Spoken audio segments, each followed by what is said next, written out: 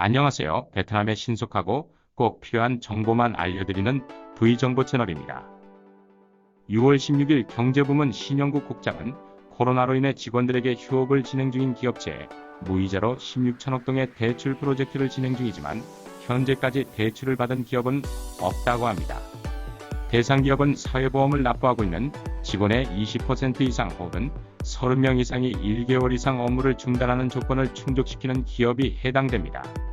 정부 수상은 노동부의 기업체의 어려움을 해결해주기 위해 중앙은행과 이 부분을 협력하도록 지시했는데 6월 중순 현재 신용대출은 작년 동기간 대비해 2.1%로 절반 수준이며 중소기업 대출은 감소세를 보인다고 밝혔습니다.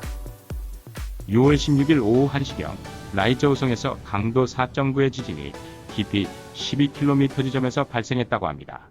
6월 15일에도 밤 11시경 깊이 8km 지점에서 강도 3.3 규모의 지진이 발생하기도 했는데요.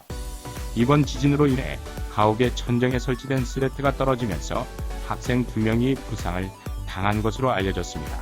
베트남 지질학 연구소는 라오카이성과 하장성도 지진 위험이 있으니 주민들의 주의를 당부하고 있습니다.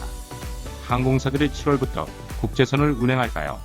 정부가 국제노선 재개에 대한 보고를 요청하면서 항공사들은 7월 초 운항 계획을 세우고 있다고 합니다. 로이터 통신은 미국과 중국은 일주일에 양국 간 국제선 4편을 허용할 것이라는 보도와 함께 유럽은 내부 제한을 완화하고 7월부터 외부 승객을 받을 것으로 예상했다고 합니다. 한국은 7월에 미국과 다른 지역 총 60개국 노선을 재개할 예정이며 일본, 호주, 뉴질랜드, 태국, 싱가포르와 중동 국가들도 서서히 국제선을 재개할 예정에 있다고 밝혔습니다. 현재 베트남은 기타 국가보다 더 높은 수준의 항공사 내부 운영을 진행 중으로 아시아 지역은 국제노선 재개에 대한 검토를 진행 중이지만 유럽과 미국은 여전히 전염병이 복잡한 상황으로 올해 말이나 내년 초에 다시 재개될 수도 있을 것으로 전망했다고 합니다. 6월 16일 국회 대의원들은 2020년 매출 500억 동 미만 및 종업원 100명 미만 기업에 대한 법인세 30% 인하를 정식으로 제안했습니다. 회의에서 각 성의 대표들과 상공회의소 중소기업청 대표들은 모두 이 제안에 동의하였으며 해당 업체들에 대한 법인세 감소는 예산 세입에 큰 영향을 미치지는 않을 것이라는 의견을 모았습니다.